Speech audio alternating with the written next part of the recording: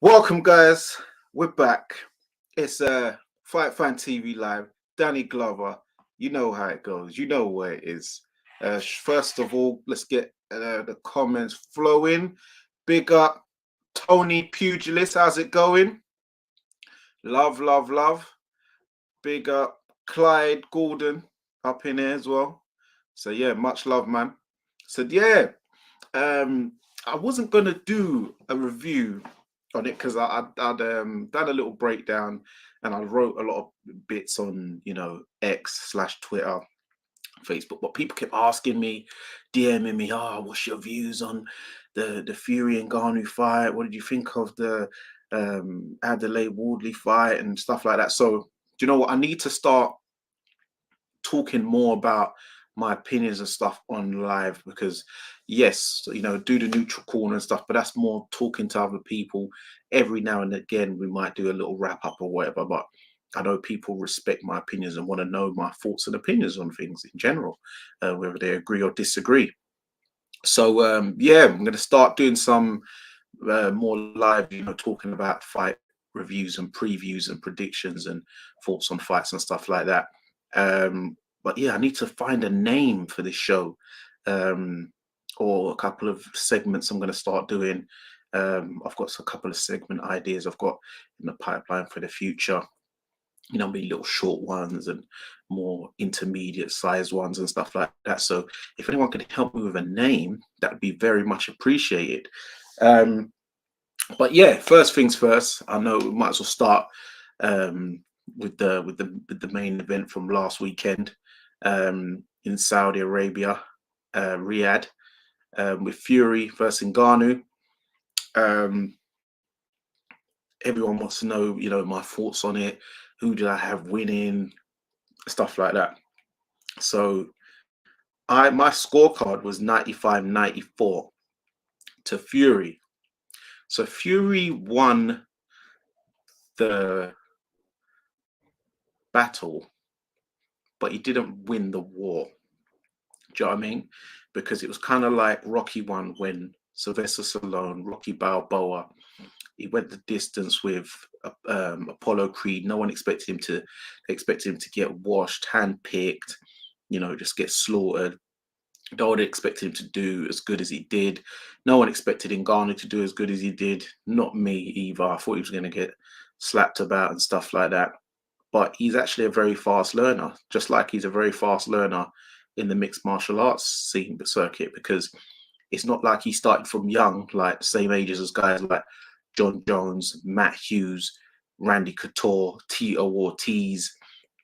Do you know what I mean? He wasn't doing MMA as a kid. He wasn't doing MMA as a teenager. He wasn't doing MMA in his early 20s. Do you know what I mean? His main story in his young adult life and younger years is he's trying to get out of Cameroon and he's getting stopped at borders and left in the deserts and beaten up by authorities and stuff like that. He's trying to get to France and stuff. So for him to even start so late, he started in his late 20s, and to become UFC champion with a lot of such inexperience compared to his other competitors just shows how much of a fast learner he is and how strong and determined his will is. So yeah, and then coming into boxing, his first pro boxing fight, under the tutelage of Mike Tyson and I forgot the other trainer's name, one with the dreads. He shouts a lot, but shout out to him as well. If someone can help me in the comments, that'd be much appreciated. But yeah, fast learner, done very well. But Fury, he come out, he clapped him with a big 1-2, but he ate it. And he was clapping with a lot of 1-2s throughout. And that's what was picking up the points in the majority of the rounds. But what it was when Ngannou was winning his rounds, the 4 rounds I did give him, he won them very emphatically and much more convincingly than Fury was winning the rounds he was winning. Do you know what I'm saying? Shout out to RDR Films. You're in. Yes, shout out, man. Big ups, big ups. Love, love, love. So yeah, he was winning them. Ngannou was winning them more convincingly. Now, he got dropped, which is not a good look. But what I will say is a lot of MMA guys, a lot of UFC guys, They're getting gassed. They're getting gassed out here. They think, oh yeah, now, yeah, you know how civilians talk. Those who've boxed, those who fought, you know how civilians talk. Yo, man will come to the gym and give me 6 months, I'll start knocking everybody out. Hold on a minute. Dewey Cooper, that's it. Dewey Cooper is the coach for Francis Ngannou. Big coach in the game. But you know how these these civilians talk on road. Yeah, I'll come to the boxing gym. Give me 6 months, and I'll start knocking. I'll knock everybody out. I'll take care of everybody. I'm like, mate, do you really think you doing 6 months is going to just wipe away the 10 years that I've been training? This was when I was active in that. 10, 15 years or whatever I've been training and doing boxing, and you think you can come in 6 months and just wipe away what I've been doing? That's like me saying, oh yeah, I'm just going to do 6 months of training in football and I'm just going to start, turning over turning over guys in the Premier League, or Division 2 or Division 3. Do you know what I mean? Even Division 3 with the yellow balls, it's not going to happen, sunshine. So, because Ngannou's had a good fight, and he's given an unmotivated, untrained, and he's just better than a lot of people thought. He has a combat background. His wins do come via, punches and knockouts and stuff. He's not a man who is into the submissions and rolling around on the floor and, north, south, and, full mount and half guard and side control. He's not that kind of dude. He's a handsman.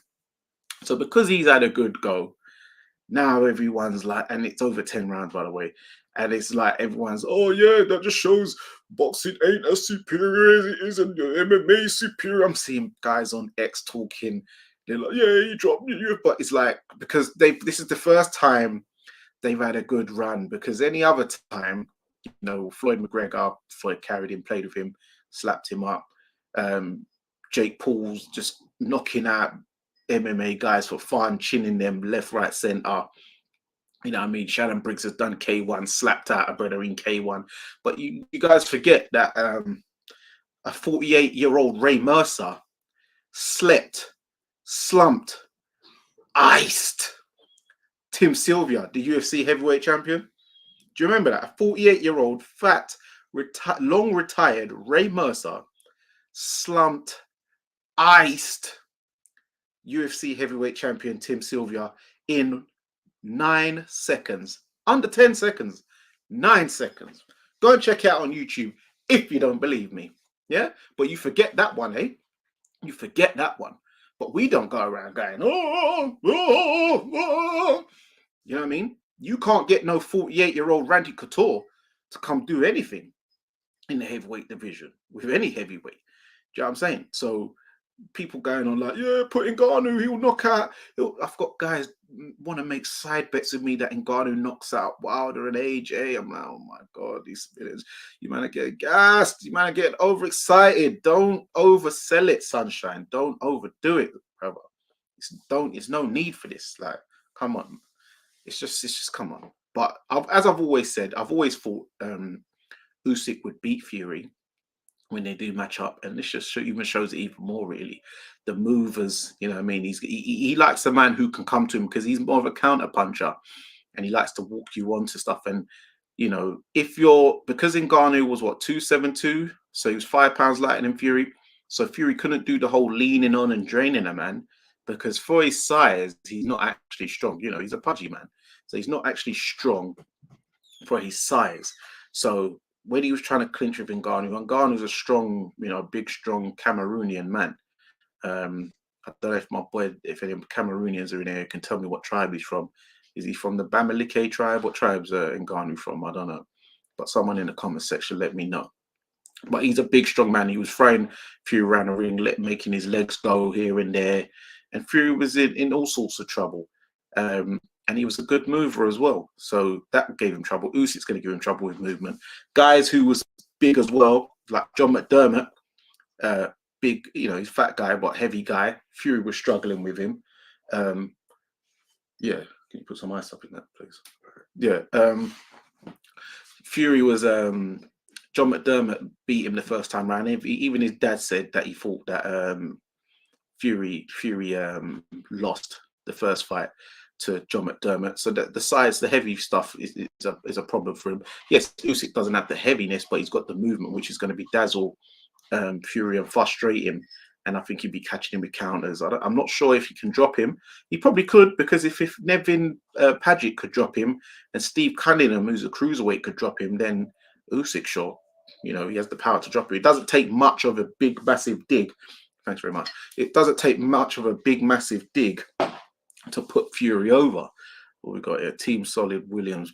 Big up Leon Williams, former British cruiserweight champion, Southern area and British cruiserweight champion. First time ever watching a live. Yes, big up Leon Williams. How's it going, man? Thanks. How's it going, brother? So yeah, you know, so yeah, as I was saying, Leon, I was saying certain civilians are getting a bit too gassed over the Ngannou thing, but they just need to relax. You know, he had a good go, he had a good run, he had a good fight, but just let's not get carried away with him. So moving on to what's it? Fabio Wardley versus David Adeleye. Adeleye, as Base the Kid says, he gave me the right pronunciation through his, you know, the tribesmen and that. I need to ask some of my Nigerian brothers just to confirm it, you know, my Igbos, my Yorubas, my Yorubos, Hausas, Fulanis, all the man them, you know what I mean? So I need to ask them, man. Who else is up in the building? We've got everyone, people coming in now. Yes, Saj, how's it going, man? Thank you very much. And RDR, Fury hasn't learned how to merge his previous style together with his Kronk style. So you're saying like the old Peter Fury / Ben Davison style with the Kronk style. Either Fury is moving on the back foot and he's pillow fisted, or he is Kronk, comes forward but gets hit a lot more. But he got dropped by Wilder the first time around. He was on the move, so even when he's ducking and diving and trying to slip and slide, the way because he slips and slides with his hands down, you know, and that's how you can get caught at the side of the head and the temple and the dome, and that will take that can drop you. But I know one thing with him, he's got good powers of recovery. Every time he gets up, he never gets up on shaky or wobbly legs. You know, it's strange that he always gets up like very coherent. So, but yeah, there's only so many times you can go to the well, man. Yeah, facts. So yeah, as I was saying, Fabio Wardley versus David Adeleye. You know, we all saw the press conference on the red carpet where man let himself down a bit. Shout out to my Trinidadians and Tobagans. Got this Puncheon. I don't know if you can see it, but yeah, my brother bought me this back from Tobago still. 75%, so I need to take it easy. But yeah, so shout out my Trinity Tobago. But yeah, back to the fight. Sorry guys, I digress. But yeah, so we saw the press conference, the red carpet thing, where it got a bit, a bit heated, a bit tasty on the red carpet and all that kind of good stuff. But then come fight, I've always predicted that one second. I always predicted that Fabio Wardley was going to stop David Adeleye because Fabio's more dynamic. He's more explosive with his punches, faster. He's got the whipping punches, whereas David, he's got more of the clubbing sort of power. Kind of like Anti-Yard is more clubbing, but it's not sort of snappy, explosive. So I always thought Wardley would be quicker to the draw. And I thought if it gets, toe-to-toe action, Wardley's going to get there to the draw quicker if they was to stand in the middle and bang away for 3 minutes, as David suggested. But I didn't think they was going to necessarily do that. Hold on, heard Fabio Clark talking about fighting it. Yeah. We'll get onto that in a minute. So, and then also when I'm watching videos, I'm a man. Me and my brother, shout out to my brother Richard, spoke, whatever. Yeah, we always. It's actually him who taught me this. He always watches a man's knees. When he's assessing a man, he's always watching their knees. You've got to watch their knees. You've got to watch their legs. You've got to watch. And me, I watch people like their neck. Like there's a fighter. What's his name? The one who thinks he's Naz now. Ben Whitaker. You see him? I think he's a knockout waiting to happen. He's got a pencil neck. He needs to work on his neck muscle, bro. His neck's too thin. When he gets tagged, I think he's gonna go. So he needs to work on that. But yeah, that's another subject for another time. But yeah, I always thought in David Adelye's legs, they look very straight when he walks. They don't bend. His right leg doesn't bend very well. So something, I don't know, maybe it's just a thing with him. And his legs are skinny, too top heavy. Not saying he's Johnny Bravo'd, but the legs ain't in proportion with the upper half where the shoulders and the chest and is booming. But the thing is, people talk about, you know, he's this and he's that, and he's mugged himself off and stuff. But some people say they like what he does because it's good for the sport. You need a villain, but he doesn't need to be a villain. You know, you don't always have to play up to the stereotype of being the villain. Do you know what I mean? Yeah, it might get you the bag. I know it got him 500 bans and that, but he'd already got that signed. But you don't necessarily have to be the villain, you know, playing up to certain stereotypes that the media may want you to portray. So yeah, but I always thought he was going to get stopped. So yeah, David, he was trying to put the whole, you know, the London rude boy intimidation tactics on Wardley. Now, I have a few reasons why I think he was doing that. He kept saying things like, he ain't built like me, he's not cut from the same cloth, he's not like me, etc., etc. Now, I could tell I saw his interaction on The Fight Is Right with Fraser Clark. You know, he had a little interaction which Spencer Fury and Tunde put out where he was like, yeah. So I eat my jollof rice. Spencer, you eat your jerk chicken. So Fraser, what do you eat? So we know what he's alluding to in it. He's trying to say like he ain't got no culture, or you know. So and then obviously Fraser fired back quite wittedly and said, I eat pumped up Nigerian bodybuilders like you, which went down very well, but very funny. But so I think he looked at Fabio Wardley. You know, we need to keep it a buck tonight, please. So he looked at Fabio Wardley, thought, some little soft, light-skinned brother, mixed race brother, he can't do that. And he's from, because he was like, is he from Ipswich or Norwich? So he's thinking, country bumpkin, light-skinned brother, this brother's not about it.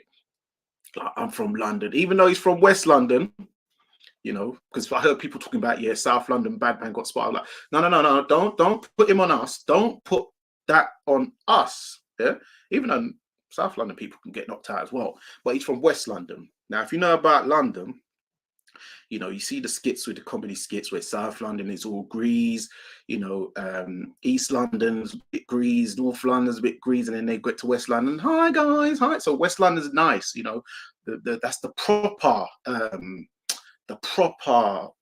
Westfield, you know what I mean? That nice, big houses, carnival, yeah, it's all lovely.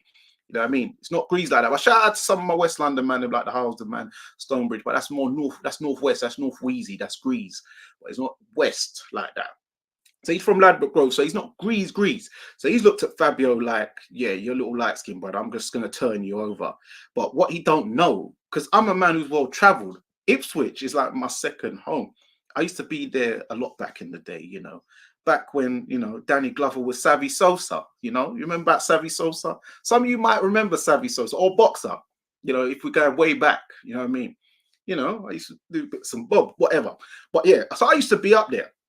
So you got to understand that these places, don't think just because they're out of London that these people are soft, because they're not. Because Ipswich, they've got hoods too. There's 3 specific estates up there, which is quite rough. There's Witton, there's Nacton, and there's Chantry. Now, I spoke to Fabio Wardley, and I was like, oh, so whereabouts in, because I was telling him about, yeah, I used to be up Ipswich a lot. You know, is it whereabouts? I said, I used to name some clubs and that I used to go in certain places and spots I used to hang about. And then I said, yeah, and I used to be in Chantry. He goes, oh my God, I'm from there. I'm like, what? Right, so you're from the hood part then? He's like, oh, yeah. So, you know, and then when you watch his IFL interview, he did with Coogan, where he's talking about he punched up the brother's dad. So this is, you know, Fabio, and you can see he's an honest brother. You know, he said he was working in the city and stuff. So he's an honest brother, you know. So he's got that roadness about him. So there's hoods in Ipswich, you know. There's guys up in Norwich as well, you know, the Herbie Highs, and there's a couple man, you know, about a few occasions with up there. So these guys can get busy. So, and you got to remember, you see, when in these small towns and small cities, their thing on a weekend is all about having a punch up. So them man are like, if you're talking about street fights, them man are like can all have like 50, 30, 40, 50 bouts on the roads, on the cobbles. You know, whereas in London, man ain't really having that many fights on the cobbles, you know. It's more rushing or a little pushing and argy bargy at one pump and everyone jumps in and breaks it up. So man ain't really getting that knuckle experience. But you know, in these small cities or even these other big cities where you go to, Manchester, Newcastle, Liverpool, you know, their thing is it ain't a good night out unless I have a punch up and a kebab after. So them man are on the knuckle ups. That's what Fraser can't say. Yeah, you London boys, you bring out the weapons, but you ain't about the knuckle ups. So he's got to remember Fabio Wardley. He's probably had a lot of, you know, street fight. That's why when you look at him, he don't look like a normal.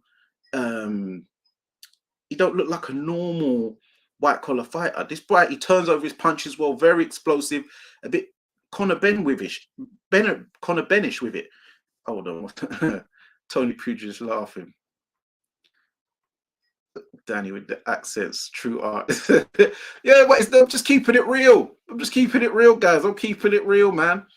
What's he saying? North Kennington was hardly bourgeoisie. Kennington, that's South London, mate. I'm talking about. He's from West London. He ain't from South London. Does Fabio's success vindicate white collar boxing and the increasing tendency of boxers turning over after lesser number of amateur bouts? No, I wouldn't say it vindicates it because the average white collar fighter ain't, you know, in Queensbury, not Frank Warren Queensbury, the other Queensbury, they ain't fit to lace up gloves. But obviously, he's applied himself and taken it very seriously, and he's just one who's come through. Do you know what I mean? There's always an exception to the rule. Do you know what I mean? Just like Francis Ngannou, an exception to the rule. Doesn't mean everyone's going to be able to do it.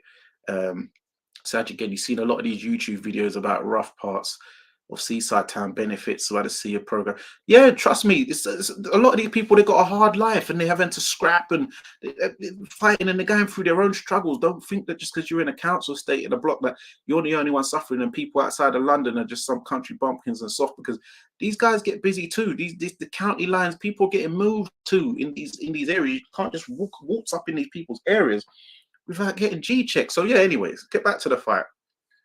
So yeah, David Adeleye, he's come out he's come out with a good stiff jab. He landed the first meaningful punch like early doors, probably within the first 5 seconds. He's gone for a lead left hook, so he's thrown a couple lead left hooks, but he was very inactive. You know, Wardley, I noticed he was working away to the body a lot and stuff like that. What a ginger beer up in there. So yeah, he's working away to the body and stuff. And the telling part, I would say, you know, cut long story short, there was a point in the 6th where Wardley's done this before, and I don't know why he does this. He was in a clinch, and he's put his hands down by his side and looked over like that, and he's got clapped in the face. I said, spray of his head, and he was like he's looking like, why did you hit me for? But the ref didn't say break. You just literally got in the clinch. There was no reason to drop your hands. Then he got clapped again. But I think that kind of woke him up and got him kind of riled up a bit. So then in the 7th round now, they was in a clinch. And he's kind of reversed the roles, but he's shouldered him off, braced him off, boom, boom, dropped him, and Adelaye's gone down, and Wardley's kind of done. People say he spat at him. I think he was saying something, and a little like saliva spit come out his mouth or whatever. And I could see like, what's his name, Adeleye. He stuck his tongue out, and then he said, I think he said it looked like what you said is good shot. And then he's like got up to his feet. Wardley's piled it on. He's hit him. He's kind of sagged in the rope, but like that, where he was kind of defenseless. And that's why the ref jumped in, because Wardley could have just come over and dropped a hammer or a right hand on him, which wouldn't have been good. But so Adeleye protested, pushed the ref, gave him a little dig in the ribs, which ain't going to go down too well. But yeah, Steve Bunce gave him the facts of life and told him, mate, it wasn't it was the right stoppage. Who's this? Who's this? Sorry, Untraceable Don. Yo, big ups. Oh my bad.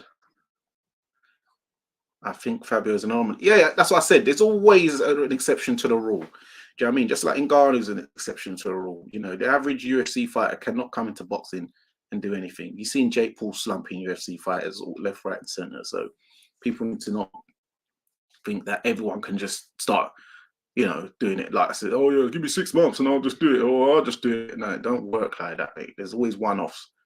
You know what I mean? And obviously, because more people are getting into boxing now, more social media and stuff like that, it's easier to discover talent. You know what I mean? Whereas back in the day, it'd be harder. Some people just would go missing, or they'd just go into other walks of fields in careers.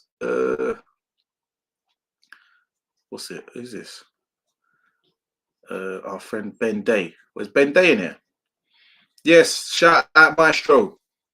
Where is he? Shout out Maestro. Big ups, man. Salute everybody every time, man. Love, love, love. I'm loving it. I'm loving it. I'm loving it. So yeah, man. Let us know what you thought about the Fabio Wardley Adeleye fight. And people saying, where's Adeleye going to go from here? Well, he just needs to rebuild, innit? He's 26 years old. I didn't even realize how young he was, to be fair. He's 26 years old, so he can definitely come back from this and become a British champion. Did he get banned for that? I'm not sure. I don't think so. But I'm sure the British board might have something to say about that body shot to the ribs. Do you know what I mean? I think he might get a fine, but I doubt the fine's going to be much, and it probably won't affect him too much because he got 500 bans, the highest paid British title fight in history. Because I remember back in the day, I remember when Danny Williams fought, was it Matt Skelton?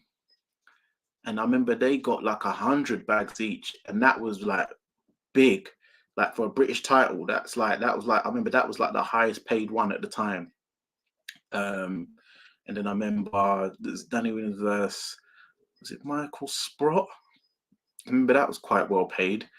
But I think it was the Matt Skelton Danny Williams one, but that was like the highest paid one at the time. And then obviously that got topped by Anthony Joshua versus Dillian White. I'm not sure how much they got, but I know that was the new record for the British and Commonwealth. But then this one obviously has topped it with 500K, mate. So, you know, it's going to be hard for them to, you know, go back to 80 bags, 75 bags. But that's why I guess Wardley's saying one more at British level against either Fraser Clark or Solomon Dakers. Solomon Dakers is now signed with Frank Warren Queensbury. And then he's going to move on to European because you can get better money there. With European, you know, but that's still not going to be 500K in that. But they know that is a one-off, do you know what I mean?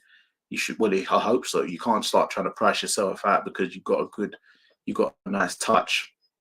Do you know what I mean? Sometimes, you know, even in my line of work, you're doing your normal jobs and your normal rates and your normal gigs, but then there's someone who's paying over the odds and you're like, yeah, that's a nice touch. You don't just start coming back to saying, yeah, everyone, the price of the brick is now this high. You might raise it up a little piece and say yesterday's price is not today's price because, you know, you've been seen rubbing and networking and doing a big gig, or, you know, you just feel that you need to up it a bit.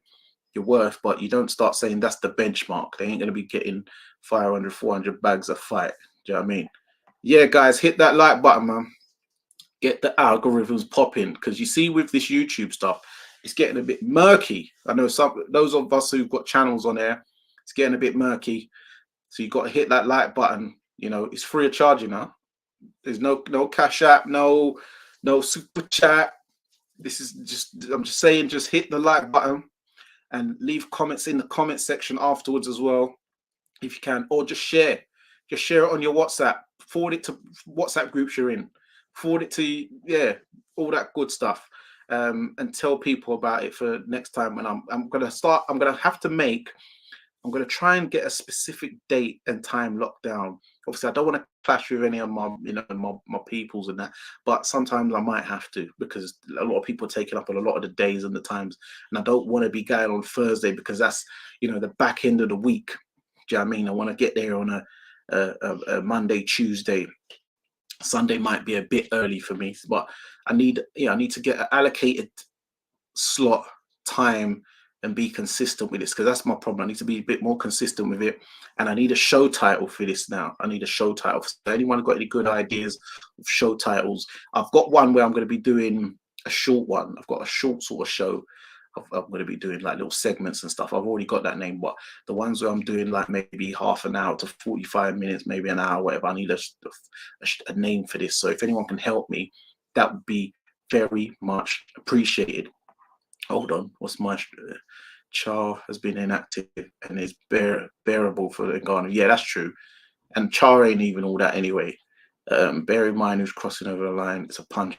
Yeah. Nice one, Marshall. Forgot about Char. Yeah, Derek Chisora could be an option. I saw Basic Kid mention that. Do you know who'd be funny? Who's that guy who talks a lot from America, from LA? Who's that boy, that brother? The light-skinned brother with a beard. He's a joke though. He'll just go down. Actually, that would be actually pointless. I'm not even gonna know. Forget him. He's a donut. Savvy boxing show. Thanks for that. But yeah, so and then Wardley now. Yeah, I say go for. I prefer to see the Fraser Clark fight personally. But if it's Solomon Dakers or someone else, like it's got to be one of those two really. But I think Fraser Clark, because he's an Olympic. That's it. Chris Lovejoy. Thank you, Base. But yeah, he'll just go down, and he'll just go down. He's a donut.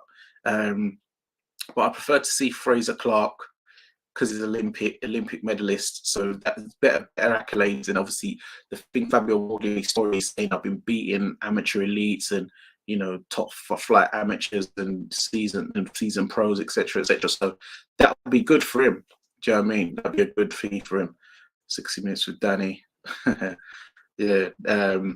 Thank you for all these names. I will be jotting them down afterwards as potentials. I might even do a poll and stuff like that. Big Baby Miller. No, I think that's too much for Ngannou. And with him, you got to test him, innit?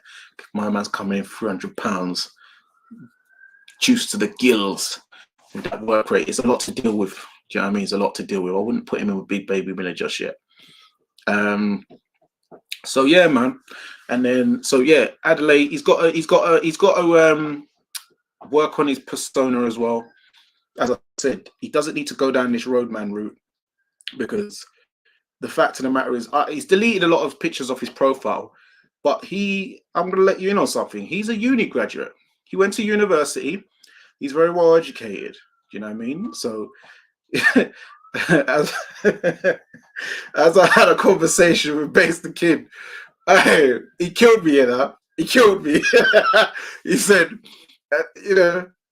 as we were saying together, I'm not going to just throw him under the bus. We were saying together, like, unless he was what does he think he was, some Tariq St. Patrick, like he was getting his uni education while he's out trapping in the streets and doing bare crud and grease. Do you know what I'm saying? Like, come on, you weren't doing that, brother. You weren't doing that in West London, son. You weren't doing that in West London. You dropping a link, Danny? A link? Hold on.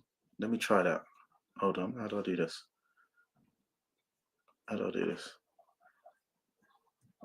Remember, I'm new to these lives, Actually, yeah. Let me get some people. Let me get some people on. Actually, let me get some people on. 1 second, guys. Yeah. How about that? Leo's a bit, yeah. Like, unless he was moving like your son, James St. Patrick, Leo Williams. I don't know, mate. You tell me, mate. Oh my god! But yeah, links in the chat if anyone wants to jump on. But yeah, man, gloved up. That sounds a bit wise still, and I know the concept, but with the white minister, it's not at the moment. The internet's sensitive with these terms. You know what I mean? Gloved up. People. Yeah, that's one. We have to leave that one. That one could get a bit techie. But yeah, so also this week, but yeah, if anyone wants to come in and talk about the Ngannou Fabio fight quickly, or just for a piece before I move on to this coming week's show with Joe Cordina versus Edward Hernandez in Monte Carlo. So it's money season. First the money, oil, Saudi Arabia. Now they're in Monaco, Monte Carlo, and casinos. Obviously, two different promotions and shows, but yeah, it's money season, man. It's money season. What's this? Still ain't managed to watch round 6. Yeah, everyone still can't find this round 6. RDR. Is that Starter? Is it Starter? RDR Films. Who is this? Is this Starter? Because I know you were talking about you couldn't find round 6. Don't forget, there's a Don King card on this weekend. Where? Who's on the bill? Who's on the bill? No. Oh, sorry. It's Trevor Bryant versus. Oh yeah, and I picked against him. I've got an accumulator. Okay, that's a Don King card. Okay. Yeah. There was a guy. I've picked him. I've picked the other guy to beat Trevor Bryant. Makes sense. Yeah. Big up starter. So yeah, who's it? Oh, here we go. 1 second. What's going on, my brother Danny? Yeah, man. How's it going, man? How's it going? Can't complain. Interesting times in the world of boxing, obviously. Absolutely. So what's your take on did you watch the Fabio Wardley David Adeleye fight? Sorry. Yeah, I did. Not only did I watch it, I actually watched it on the TNT Sports broadcast, which I thought was very good. Cole Frampton is actually one of my favorite boxing analysts. I think he's very good. And another guy that I really like, I think I've told you this before, Danny, is my man Barry Jones out of Wales. That's my guy. But in terms of the fight, you know, it's very interesting that you're talking about the kind of street talk that my man David Adeleye brought to this. Because it's interesting. This guy was a Busa boxing champion. I think it was called Busa when I was in the UK. That's British University Sports Association. So I'm like, yeah. You could look it up. He was a uni boxer, right? Well, I know he went to uni because I saw a picture on his Instagram before. He's taking it down now, where he's got the cap and gown, and he's in uni. So I'm like, he's taking that down. I mean, get your degree, get your education. I mean, that's what we tell all of the youth, right? So he should be proud of that. But it's like he was emphasizing something that was completely opposite from that. Because I mean, I'm sure he can speak, maybe not with quite, the upper middle income / upper middle class accent of a Fabio Wardley, but he's no fool. You know what I mean? Yeah, that's what I'm saying. And the thing is, you've got guys like Joshua Boazzi and Dan Aziz who are also uni graduates, and they carry themselves well. They don't talk about, I was on the roads and I'm going to do this and I used to do that. I'm built like this and He's going to turn up to Ipswich, and where do people hang out in Ipswich? He's going to, what was he saying? All kind of I'm going to pull up and go into your cafe and order the Wardley special. But the fact is, exactly, that was the line. Yeah, but Wardley gave him the Wardley special in the cafe and gave him 2 black puddings. So, hey, so what did I think? It looked like, honestly, like they were at different levels of their careers. Like it looked like a guy ready to emerge onto at least European level, if not world level, versus a guy who still definitely at British level. Remains to be seen whether or not he would beat a Big Phrase or a Johnny Fisher type guy or a Solomon Dakers. Based on that performance, I don't know if you should make him the favorite against any of those fighters. Remember, so he hasn't actually won the Southern Area or English yet, which Solomon Dakers is the current English champion. Yeah. Johnny Fisher is the Southern Area champion. So that's why. That's exactly why I mentioned him, Danny. Yeah, he's jumped the queue to the British, so he might need to start back at Southern Area first, because him and Johnny Fisher, is a shootout fight because the Romford Bull, he gets busy. He does get busy, and it's funny because this is a Queensbury fighter, and those who are familiar with me know that I think that Queensbury promotion, pound for pound, the best promoter in the game, to be honest, given how small they are, but how big events they seem to always put on and land. You know what was missing in David Adelaide's matchmaking? If you look at it comparatively with like an Anthony Yard, just sending him to fight some champion based on his track record. At least they put him in there against a guy who's kind of at British level. Don't forget, with Anthony Yard, they took a guy who's essentially had similar victories on a certain level, competitively, as David Adelaide, and then they threw him in there with Kovalev and then with Betterby. You know what I mean? So, go for it, Dan. But Anthony Yard, he did win the Southern Area before he went in with Kovalev, and then he won the Commonwealth before he went in with Beterbiev. But yeah, to go in against it, but it's the same kind of gap jump if you're talking about Southern Area to Kovalev, Commonwealth to Beterbiev, which is like winning some. What was it? What's Adeleye got? He had some like WB something Continental funny belt. He wasn't. Back to Adelaide. He wasn't ready for it. No, but he was barking like he was ready for it when he wasn't. So I don't know. Where do you think he goes next? Because he's calling for a rematch. That's not going to happen. No, he's probably going to have to sit with the board after what he did after the fight. I mean, I don't know what the hell he was thinking. He had like a Zab Judah moment, when Zab Judah went after Jay Nady after he got knocked senseless by Costas. You remember that, right? Yeah, of course I do. Yeah. Also, I don't know. Where do you think he goes? Adelaide, that is. I think he goes back to trying to win a Southern Area title and then working his way back up. Do you know what I mean? I think that's going to be the best route for him. Whether he feels to go back down there is another point, because I know he thinks quite highly of himself. But I think it'd be better if, even if he doesn't go to Southern Area, start off at least English, try and grab the English title, because I don't think Solomon's going to hold on to that for much longer. So in other words, you expect him to turn up in Ipswich Town on the high street and order the Romford Bull special. Is that what you're looking for? No, in Romford, Essex, you mean? Yes, Romford, Essex. Hey, Romford, Romford's rough. You got to be careful. I've forgotten. Sorry, not Ipswich. Sorry, Romford, Essex. My fault. The Romford Bull. Yeah. He ain't gonna be on. No, he won't go Romford. Romford, he knows Romford. No, you don't just turn up to Romford. Them pub man. And I meant Essex, not Ipswich. Yeah. No, but Romford is not Essex. It's Essex, but it's not. It's not like money Essex. It's quite poor. It's like working class Essex, shall I say? Yeah. Working class. It's like Barking, Dagenham. You tell just from listening to his father. Yeah. It is what it is. So, and as for Fabio Wardley, as a matchmaker, if I was matchmaking him, I wouldn't be throwing him in there with world level just yet.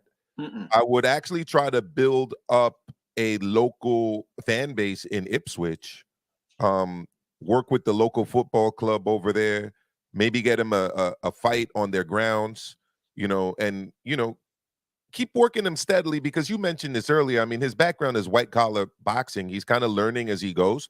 He's been passing all of his exams, A-stars, but I don't think they should rush him just yet. I think there is a little bit of time. It's not like he's 37 years old like Ngannou. And that's the thing with Ngannou. He's one of them what ifs in I was thinking, imagine he started boxing at 27. Well, the funny thing is, I mentioned this on my stream yesterday. He actually started off in boxing. Carlos Takam gave a very interesting interview where he actually pointed out that they started boxing essentially at the same time. And Carlos Takam, for those of you who don't know, I believe he's 42 years old. They're both from the Cameroon. They both started boxing together in Cameroon and then continued in France. But for whatever reason, somebody got into Francis's head early on and told him he could make more money in MMA than in boxing. I don't know who told him that, but maybe it worked out, obviously, because apparently he made like 10 million plus pay-per-view points for Saturday night. So But Yeah. it's interesting with Ngannou. I was talking in the chat, Danny, and I threw out a couple names, but I think the main one for me is Manuel Char for another Saudi fight. Manuel Char is Middle Eastern.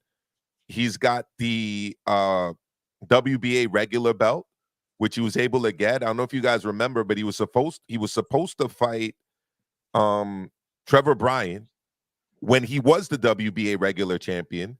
What Don King did is he didn't apply for his visa the right way, probably on purpose. He didn't get the visa to fight. And then Bermain Stavern ended up fighting him, remember? For the WBA regular title. Yeah. And that's how Trevor Bryant won the title that he'd later lose to Daniel Dubois. Anyways, Manuel Char sued the WBA and would have won, but what they did is when Dubois lost, they gave him the Reggie belt. They could serve that belt and that fighter up to Ngannou. I think that's a winnable fight for him. What about you? Yeah, I think that's a winnable fight for Ngannou against Manuel Char. Manuel Char is very inactive. The last fight I remember seeing him in was in beating Christopher Lovejoy. That's the last time I saw him. That was a while ago. I've never rated Manuel Char anyway. He's always talked a good, like he's going to fight. He's always been talks about fighting people. He's meant to fight David Hay. He's meant to fight this guy and all the big guys. And it just never materializes. His name is like the most spoken about name with you actually never getting to see him on a big channel broadcast show. Do you notice that? He's not even on the undercards. No, he's not. And I mean, he would have been on that small show that Don King was putting on. Like I said, he's never really had that big splash. But think about it, right? Usyk, if it goes well for Fury and this forces him to rededicate himself, or maybe he is what a lot of people assume that he is now. I hear the word fraud and the word exposed used a lot. But, I still favor him over Usyk, believe it or not. You get 2 wins over Usyk. Yeah, I do. And I'll tell you why. All of the things that Ngannou did essentially negated Fury's size and weight advantage that he usually has over people. Fury likes to lean on people. He likes to 1-2 clinch, sometime 1-2-3 clinch. Then he'll get you on the inside, hold you with one arm, hit you with the other arm, throw hooks to the body, throw uppercuts from that inside position. Ngannou was having none of it. Ngannou's 270 plus, and obviously with his wrestling training and grappling background, was able to essentially negate all of those kind of tactics that Fury usually does on the inside. I don't really think that that's true with Usyk. The other thing with Fury too is from the outside, if you looked at that tail of the tape, Ngannou's arms are like freakishly long for a 6'4" guy. I mean, he's just a freak specimen. 6'4", 270 plus, arms almost as long as Fury's. So even the outside, he was able to box kind of effectively and had quite a bit of success with the jab, believe it or not. I don't know, but if it does happen, and he does beat him, think about this, right? You have, for the Reggie belt, Char versus Fury, right? Char versus Ngannou, right? And then you have him as the Reggie belt holder, right? Petitioning for a mandatory shot at the unified champion, undisputed champion, whether it's Fury or Usyk. Man, that's a huge fight in boxing right there, whether it's Fury or Usyk, and he'd at least go into the fight with a trinket, so to speak, in terms of that Reggie belt. I still think Fury beats Usyk, but even if Usyk beats Fury, I mean, that sets up a pretty big fight with Ngannou, if Ngannou can win the Reggie belt and beat Char. I threw that out there into the ether today. What do you say now? Is it tweeting still? What's the verb for sending out a message? It's got to be tweeting still because it can't be Xing. You're right. I X'd, messaged. I mean, it doesn't even sound right? But I sent a message on X to His Excellency. It sounds sexual. Right? It doesn't sound right. So no. I tweeted His Excellency about it. Let's see if he sees it or responds or whatever. Let's see what happens. But then ain't they trying to get rid of this Reggie stuff because everyone's had enough of the Reggie. They're trying to condense it into the real deal now, isn't it? They were, but I think because of the lawsuit, which was a valid lawsuit, they had no business stripping Char and vacating his title because Don King didn't do the visa process and allowing Don King to set up a fight with Bermain Stavern and Trevor Bryant for a vacant belt. So I think this is the last iteration of this Reggie title nonsense. Although if you notice, they just made Rolly Romero champion emeritus. It's not champion emeritus, champion in recess. Recess, yeah, and they've got Ahara Davis. They got your boy fighting Grandpa. Yeah. Also, who actually should have beat Rolly when he fought him. I mean, he was winning. He was clearly winning that fight before Tony Weeks stopped it. Yeah, dead stoppage. That was crap. I posted that on the Fight Fan TV Live Instagram page about that fight. So yeah, people think that Ahara's got it nailed in the bag, but going by Ishmael's last outing, mate, this is a 50-50 fight, man. 50-50 fight. And Saj, regarding you saying 1 second, Maestro, you saying Marvin had a very long arm, but in general, Crawford also has very long arms for his height. But shall I tell you what it is? It's a genetic thing because black people in general have longer arms for their frames than Europeans in general. Hopefully you're not inserting this eugenics talk into. No. But if you look at a lot of probably right black fighters' reaches, if you look at a lot of black fighters' reaches compared to Latino or European or Asian fighters, our reaches tend to be longer. If you put same height fighters, the black fighters' reach will usually be. Ngannou, freakishly long arms for a guy, and freakishly O'Hara as well. Yeah, O'Hara too, and freakishly, how should I put this? His body composition is freakish. How many people do you know are 6'4" and carry 270 plus pounds like that, looking like that? I don't know them over here, but he got interviewed by Joe Rogan, and he said that he said in Cameroon that he's just a normal guy. He goes, there's loads of guys who look like him in Cameroon. So I'm like, what? He goes, yeah. You walk around in Cameroon. He goes, there's just a load of recruiting trip and sign some fighters. Yeah, he goes, you walk around Cameroon, there's just loads of guys like me. Or was he on? It was either Joe Rogan or Mike Tyson. But he told one of them, he goes, yeah, you go Cameroon, he's just a normal, he's like normal build out there. I'm like, rah. Well, there you go. There you go.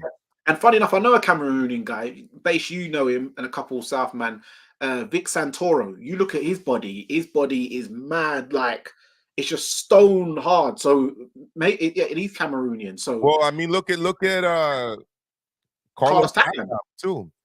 I mean, honestly, when I think about the Cameroonian sportsman, my mind obviously goes to football because I think that's where most people learned about the country of Cameroon. At least I did through watching the World Cup, right? And obviously, it's a totally different type of body composition and athlete there if you're looking at like a Samuel Eto'o or somebody like that. But I'd be very interesting. In Senegal, they have like this, they probably have it in Cameroon too, like this old traditional style of wrestling. They got these huge mammoth-sized guys over in Senegal. One of them is actually fighting in ONE FC. He's like the Senegalese, like traditional wrestling champion. But there you go. Anyways, we got distracted. What was the next thing you were going to talk about, Danny? Yeah, I want to talk about the up-and-coming fight this weekend in Monte Carlo, Monaco, with Joe Cordina versus Edward Vasquez. Yeah. I know it's not really a big fight. It had a great promo video, but in the terms of actual promotion in general, it hasn't really been promoted that well, in my opinion. But from what I've seen of Vasquez, he's not a puncher. He's only got 3 knockouts in about 15, 16 wins. But he's 1, 3 KOs. Yeah, so I don't think Joe's gonna struggle. But I'll worry about the power of him. So Joe's gonna more look to land big shots and probably try and be the first person to stop him because he's only been beaten once. Sorry. But yeah, I think it's going to be a routine type of win there. The one I'm looking forward to, actually, mostly on that card, is Ramla Ali versus Base. I know you with the film files. What's her name? The one who iced Ramla Ali last time out. Ramla Ali got iced. Yeah, she's having a rematch. Yeah, and this woman's not playing about in head to head. She put her face by her chin, laughing in her face. You're talking about Guzman, right? Yes, The Guzman, yeah. The rocker chick out of Mexico. Yeah, that's the fight I'm most looking forward to on this card. So he got destroyed in that last fight. Yeah, so guys in the comment section, and what do you think is going to be repeat or redemption? It's looking tough because she was all pushed up on her in the press conference as well yesterday, and Ramla just looked a bit like she was just kind of having it, man. Well, what was interesting to me with that fight is that it appeared as if Guzman was not at all deterred by Ramla Ali's power. I mean, she just sat down, pressed forward, and literally outgunned Ramla Ali. Unless there have been some significant changes in, I don't know, punch technique. I don't know how she's going to deter this chick. I mean, she was at times trying to box behind the jab, if you remember, and kind of keep it long range. And her trainer, who's her trainer again? Is it Henry? Not Henry Ramirez.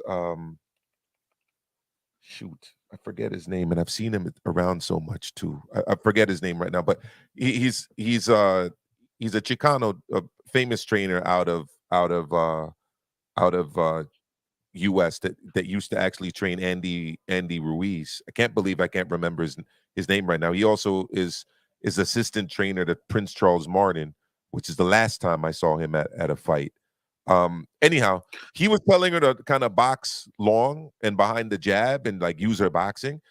Manny Robles, thank you so much, Base. Appreciate it, Base. Base is always a source of information when I can't stuff. Huh?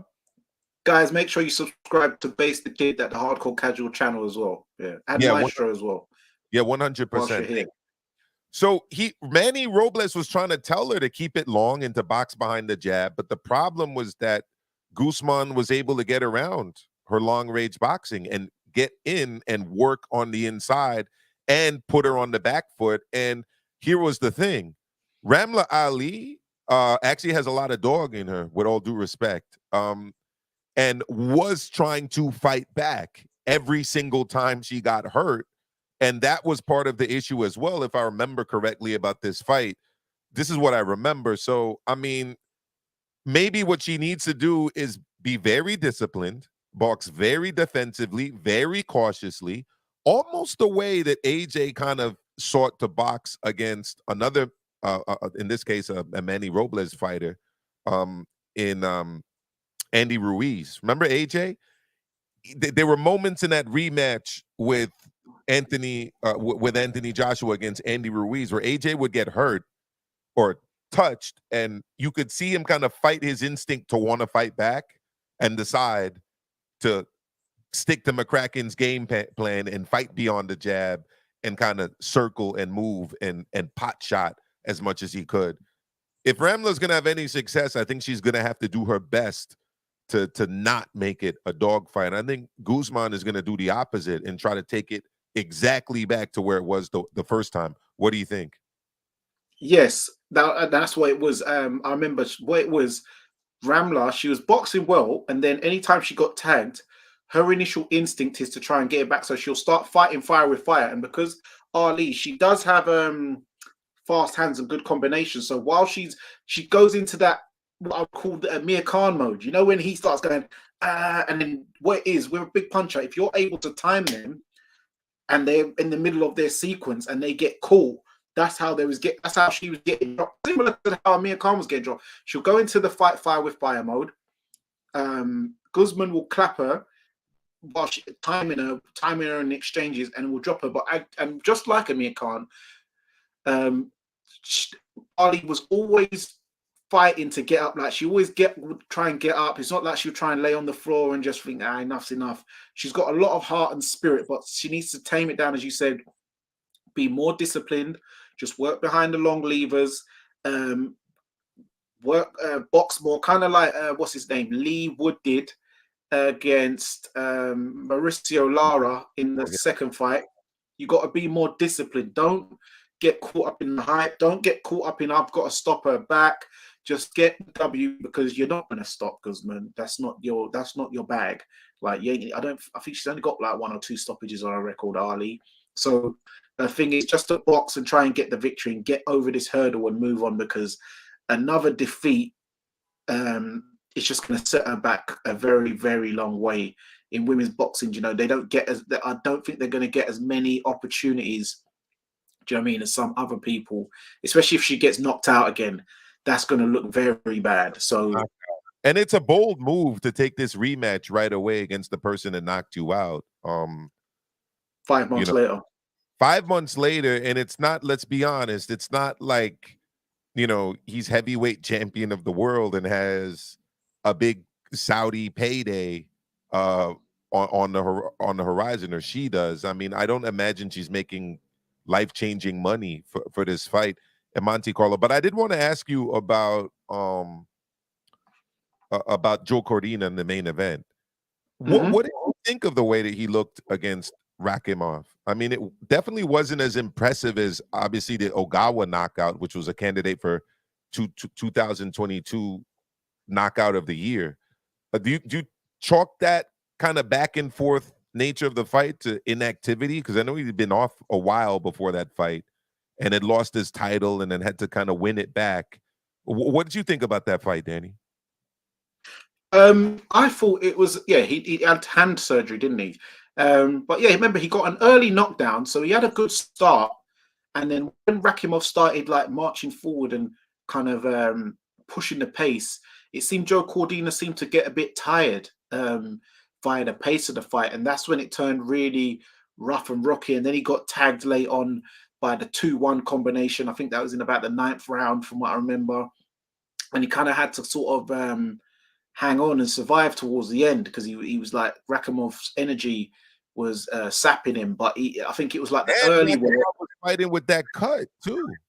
Yeah, but I think it was the early work where you managed to drop him and cut him, what kind of held him on. He got a couple of rounds towards the late end. But yeah, I think this one's a much easier fight. So I don't think this is one of them risky fights. I think this is one of them, you know, keep busy fights, you know, out in Monte Carlo, you know, pay the bills and that, get the Christmas out of the way. And then he'll be looking to unify against someone like Oshaki Foster or one of the other big players in the division. Wow, that win by Foster, what a fight. I don't know if you saw that one. I mean, Ngannou obviously stole the headlines, earned the headlines last weekend, but that Foster fight was incredible. It was on the zone, at least over here. I don't know where it was in the UK. Yeah, it was on the zone as well. And it looked like they was going to job him on the cards until he had to take it out of the judge's hands, and he started hitting him with the left hook, right hand combinations and uppercuts and stuff like that. And the ref, yeah. So that was a good win, man. So this fight with Joe Cordina, right, against Edward Vasquez,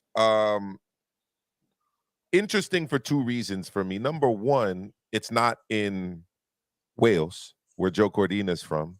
No. And number 2, it's not against like a mandatory. This is it's an optional title defense. I don't even think this guy's ranked in the, what is he ranked? Let me look it up here. He's ranked number 9 in the IBF, behind Rakhimov, Nunez, Ogawa, Suarez, Rikishi, and Jono Carroll. So why Monte Carlo, and why this opponent, do you think, Danny? Has he not built up a fan base in Wales? What's the deal? No, he has built up a fan base in Wales. It's like the new, you know, Joe Calzaghe's kind of co-signed him as the new Welsh champion and stuff like that. But he carrying on the tradition of the Italian Welshman? No, but he's not. He's not Italian. He's Maltese. Oh, Maltese. Okay, I did not realize that. Okay. Yeah, but normally the Welsh guys, when you're talking about Enzo Macronelli, Nathan Cleverley, Calzaghe, they're Welsh guys. Because I thought he was Welsh at first until I asked him. I was like, "What's the name Cordina? Is that are you Italian as well?" And he was like, "No, he's Maltese." Oh, So got it. yeah. So, Yeah. I know there was a big crowd there for the Ogawa KO. It's just interesting to me that they're going to a small venue in Monaco. I mean, obviously they're paying probably a site fee there at the casino, but Yes, no, Eddie Hearn dreams hometown fight. No, but Eddie Hearn, he does do these Monaco shows annually. He calls it what do they call it? They call it the full. Normally they call it like the full Monty. Okay.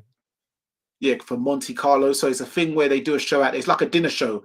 So it's not a big crowd, but the people pay like mad money for the fight tickets, and obviously they get a free course meal, big spread, black tie dinner event. They're all suited and booted, and wine and champagne flowing, and it was all that type. If you see the promo video for the fight, you'll kind of get the gist of what this is about. It's showcasing Joe Cordina to the more luxurious audience, because he's got that Italian Maltese look. So they're trying to get him the James Bond kind of image. So they're trying to do that kind of thing with him.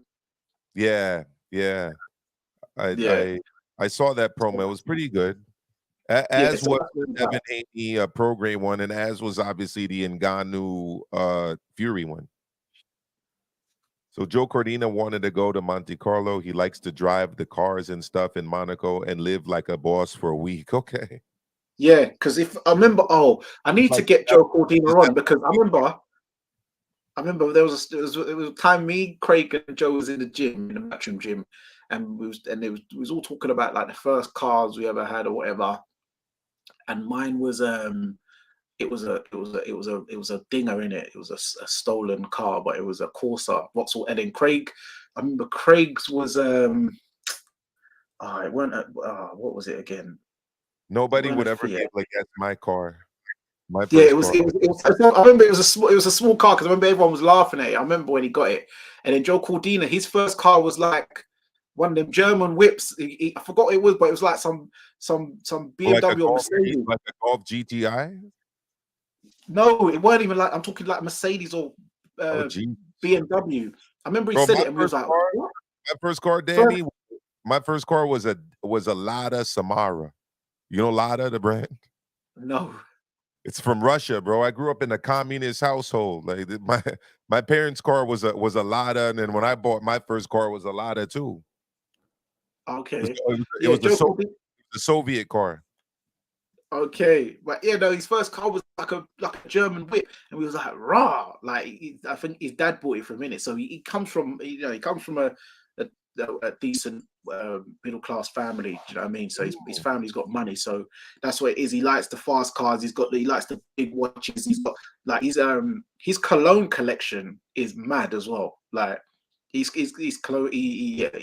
a man who always makes sure he's smelling good. So it makes sense that you've said that, Base, that it's part of the lifestyle for him. He likes that, because I know he's trying to brand him with that, but it matches his personality, to be fair. So yeah, makes sense. Yeah, I mean, you guys see more. I try as best as I can. I mean, I have a source, let's call it, that shows me all of like the UK channels. But even so, I mean, my daytime is your afternoon, evening, and by the time I'm nighttime, it's like you guys are on infomercials and stuff late at night. So I don't always see the primetime television to be able to kind of know as much about these guys. But I had no idea about that. Like, if you were describing somebody just off of the nickname, I would have assumed you were talking about like Pretty Boy Josh Kelly, not about Joe Cordina. So it's very interesting that I've learned all of this. Big up, Clyde. You said your first car was a Renault 18 Turbo. That was it. Craig's first car was a Renault. Craig Richards' first car was a Renault Clio. That was it. It was a Clio. That's what I remember. I remember it now. That's a nice car too. Yeah, that was his first car. That's a nice car too. Don't forget the round table is in 20 minutes. Oh yeah. I remember base. Your clock go No, back before that's an our hour 20. Hour 20, brother. Hour 20. No, it's 6:42 p.m. Eastern over here. Oh So yeah, the clocks went back. Oh yeah. My your God. clock went back, our clocks didn't. There's always a week where it's like this, So when does yours and go back? might be this weekend. If it's not this weekend, it's next weekend. I hate daylight savings time. I just wish they just left it the same time all year round. I really don't like daylight savings time.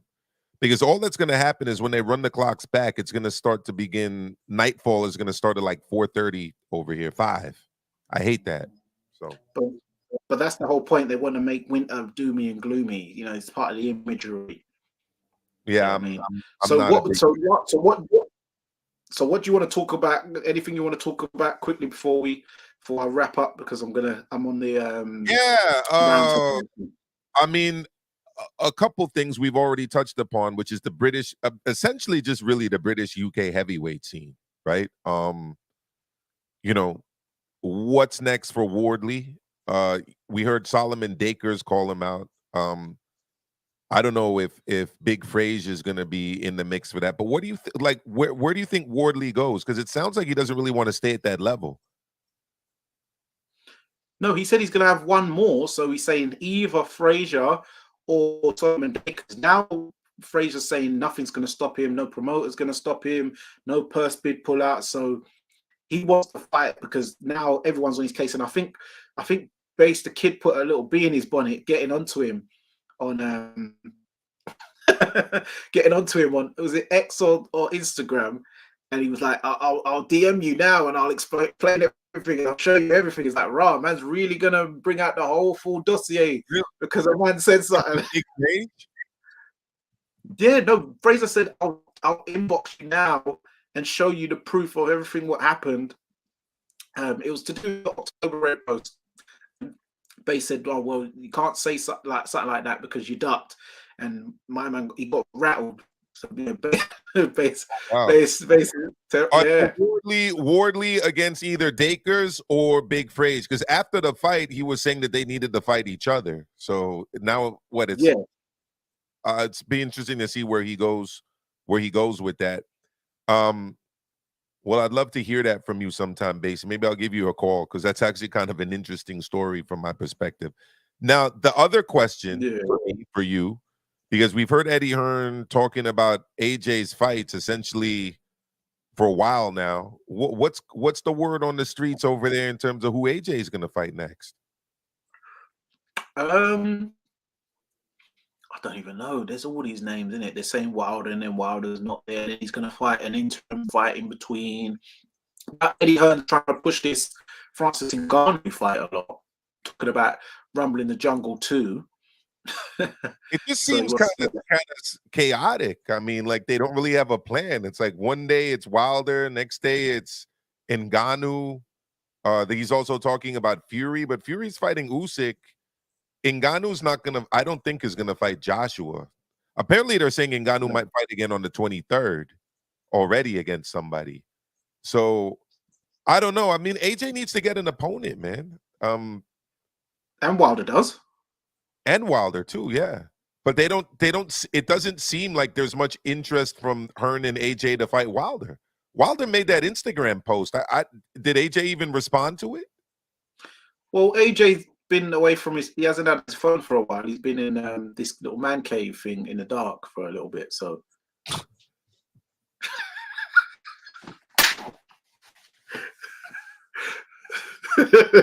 I mean, you're making my flu come out of my mouth and my nose over here, bro. Like, what? Really? Okay. I mean, I don't know. Have you heard about it? I heard he was someplace in a dark room for 4 days. I didn't know that was for real. I thought that people were just trolling him or something. No, it's real. It's real. It's real. He showed AJ went to a dark room for 4 days straight. Yeah, he showed it. He showed the room. Was he fasting? Like, what was the purpose of this? This is almost as wild as like Wilder doing the ayahuasca stuff. It's soul searching. Yeah, that's literally Get what away. Wilder said he was doing the ayahuasca for. Yeah, so maybe they're both on a journey. Yeah. So I mean, look, I don't think that's fight going to happen, because if it was going to happen, it would have happened already. So, you know, for me, I would be interested in either AJ versus Zhang or AJ versus Hergovich. Ideally, Zhang. I think that would be interesting. Um, but I mean, that's pretty much it, really. I mean, there Yeah. was a time when I was interested in AJ versus the Juggernaut. I don't know if that fight even sells as much anymore, given what Zhang did to Joe Joyce 2 times in a row. Yeah. I don't know. Joe, Joe. You know, hopefully we see him in the fight soon. But I won't keep you much longer, Danny. Thank you for having me on. I appreciate it. I appreciate everybody tuning into my brother's channel. In the chat, I got big up Danny. Well, yeah, before you go, tell everyone where they can find you and how to, find you on all the socials, man. Right. So that's the social right there. At Maestro Amilcar. For those of you that don't know, Amillie, that's my name. All right. And I go by Maestro because I'm a teacher. And you can find me using that handle at Maestro Amilcar or Maestro A on YouTube. There you go. And you know, if Danny's up for it, I'd collaborate more often with the brother, because you're one of my favorite guys doing it, bro. Oh, thanks, man. Yeah, but I need to. As I said, I'm going to start coming on live more. So we'll definitely get the collab game going. As you know, I don't really do the live, but I'm going to start doing it because I need to start getting my YouTube in it, man. That's the thing. And the funny thing is about YouTube, if I take a little bit of break because I'm sick, like I was this past week, you know, you take 2 weeks off of YouTube, it's like you set yourself back a whole year, and because they don't churn you out with the algorithm. You need to make sure everybody hits the like button, encourage people to comment. Otherwise, you get buried. So YouTube's a funny little system, to be honest. Yeah, that's why I keep I go into all the social media groups I'm in, and I just plug. And me and you are the same. We just go into everything: Discords, Instagram, WhatsApps. We just go in. And I know it seems a bit annoying to people, but we have to do it to try and keep the channel going, man. Yeah. Otherwise, I mean, there's 10,000 boxing channels out there, and the funny thing is, every now and again, I'm sure you get these recommendations too. You like YouTube will recommend you a video that was been up for 3 days, has like 8 views, and is unboxing and from somebody you've never even heard about. So it is what it is. Yeah, watch the round table at Is it Ringside Reporter? Ringside Reporter Live. That's my brother Joe Habib's channel. Yeah, so tune into that in 10 minutes. I will be on there. I think it's Based the Kid. Are you coming on there as well? Because you was reminding me about it. So you're in there, yeah. Coming. So yeah, find myself, Maestro, Based the Kid over at well, I'm not going to be on there, but you guys will. Yeah, but yeah, go over there. Yeah. But yeah, guys, make sure you subscribe to the channel at Fight Fan TV Live. Also find me on TikTok at Fight Fan TV Live, Instagram at Fight Fan TV Live, and on Twitter, Danny Savvy Right, DANI Savvy Right with a W. And remember, guys, persistence beats resistance. You know where it is.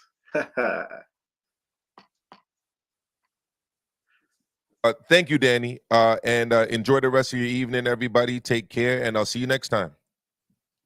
Bless up.